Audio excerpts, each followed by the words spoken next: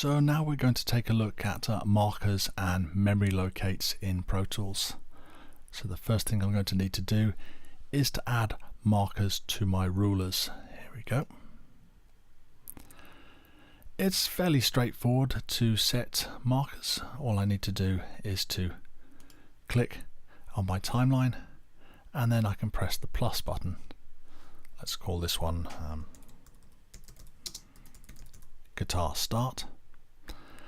And if we check the time properties, I'm going to leave this currently just as a marker and the reference as bars and beats. I could change this to absolute. Bars and beats will of course follow any tempo changes that you make, and absolute is always based on the time from the beginning of the session. We'll be looking at the general properties later. I currently have my edit and timeline selections linked, so I can also just click in my edit window, which has moved my timeline to here. And the other way to set a locate is to press the enter key. That's the one on the numeric keypad. So I'll call this one middle 8. To recall one of these locates or markers, just click on them. If you need to fine tune them, just click and drag them. If I hold the shift key and go from one marker or any timeline position to a marker, this will actually allow me to make a selection. If I hold the option key, you can see my little hand has got a minus next to it, and this would allow me to delete markers. I could also get rid of them by selecting them in the ruler and pressing backspace. Another way of accessing markered information is to go to the memory locations window, which you can see is Command 5 on the numeric keypad. This shows me here the marker number. Here we have the name of the markers and the type of marker. So this is merely just a locate marker. I can go to markers from here. So now I've gone to locate 2, to locate 1, and I can use the same logic with the shortcut, hold the shift key, and I make a selection between the two, as you can see up the top. I can set markers on the fly, so if I press play, press enter,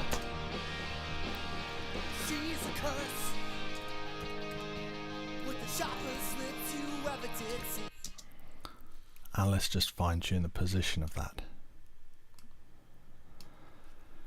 Now what I just did there can be a little awkward if you have a lot of markers that you need to set very close together, in which case you can go to your Pro Tools editing preference and turn on auto name memory locations when playing, and now the moment you press the enter button it skips out that dialog box and simply sets the locate.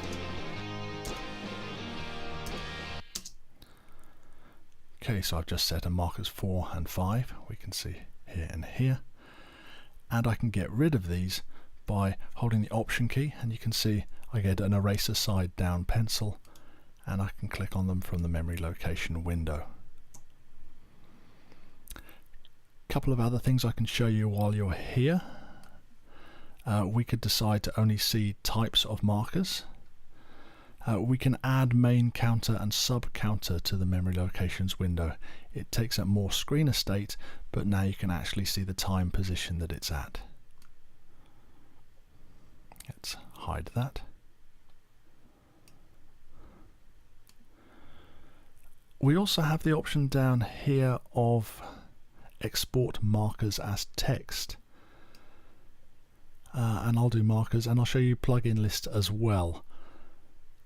Press OK for that, and I'll save this on the desktop. It'll be called, well, markers. I'm happy with that for now. And if we go and have a look at that, here it is. you can see that I've got quite a lot of information about my session. It's at 25 FIPS frame rate, it's at 48 kilohertz 24-bit, and I have several plugins used at the moment, one of which is bypassed. You can see I have quite a lot of mono channel strips set up, as well as seeing these locate points. Now, if you're taking a session from one workstation to another, this kind of information can be really useful. If the mix engineer, for example, has this text document, they can check straight away whether they have the plugins that you've been using on your session without having to open everything up. Okay, let's go back to Pro Tools again.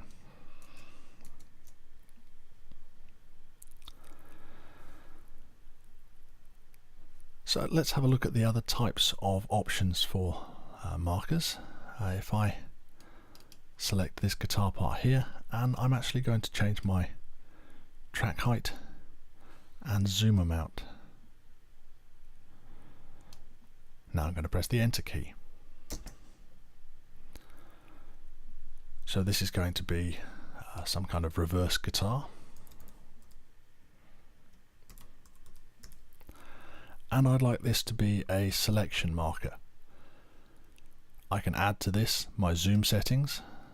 Pre and post roll I haven't used. Track show and hide, so if you have any tracks currently out of the way, you can decide to recall it with that setting. Track height I will turn on. Group enable I will turn on that as well. Window configurations we'll be looking at in one of our advanced videos. So now I've just set locate number 4.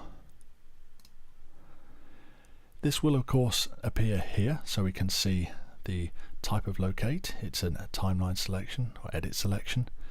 It's got zoom, track heights and groups as part of the locate, but it won't appear in my markers ruler at all.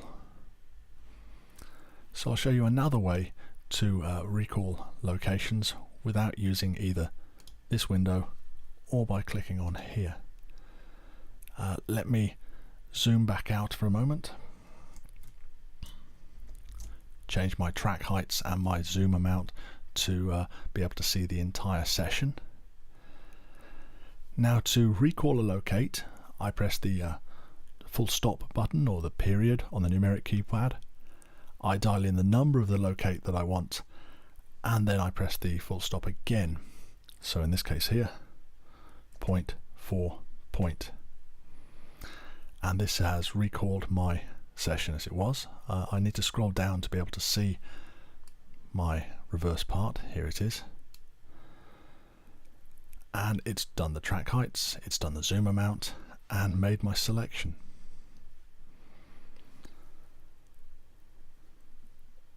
I can enter locates using a similar kind of logic. If I was to want to set up locate, let's say 15 here, I do point, enter my locate value, but instead of pressing point again, which would be to go to that locate, I press enter, which will set that locate. Point 15, enter, and you can see the number has automatically been put in. Let's reset these, and there's my locate 15. Now this is something I use quite a lot. I have a system for my locates within a track. Locates 11 to 19 I use to indicate my verses 1 to 9. So the number at the front tells me it's a verse, and the second number tells me the number of the verse. And I use choruses as numbers 21 to 29. So straight away, if I wanted to go to verse 3, I would just go to locate 13, the 1 saying verse, the 3 being my verse number 3. This can save an immense amount of time in a session. If a band asks you to go to a particular locate point, say to just check how well a performance was played, whether they need to redo it, you're going to seem a lot more professional if you can leap straight to it without having to look up your locate page, check which one's there, then find it. If you can snap to it straight away on the shortcuts, oh well, you're going to be the engineer they call back next time. I also use locate 99 for my default track show and hide. I'll show you what I mean. Let me go back to my zoom and track height settings I had earlier, and over here I can actually see that I've got two hidden tracks, a master track for the drums that are grouped and a master for the entire session. I like this setting, so I'm going to set locate 99 as show me these particular tracks. 0.99, enter. I'll call it show tracks. I don't want any time properties, I just want this to be my track show and hide.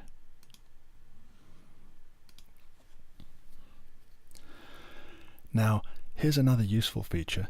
If you hold the control key and click on a group, you will hide all of the tracks apart from the ones that are in that group. Now if I want to go back to view all of my tracks, well, I could repeat the shortcut here on all, but this has also included the tracks that I had hidden. Whereas if I instead just recall locate 99, this has set things up the way I had it last time.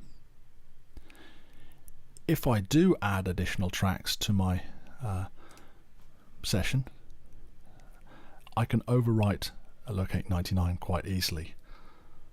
0.99, enter, and then just press enter again. It's workflow like this that makes Pro Tools the industry standard that it's become. In the next video, we'll be looking at cleaning up, saving your session, and the Pro Tools file hierarchy.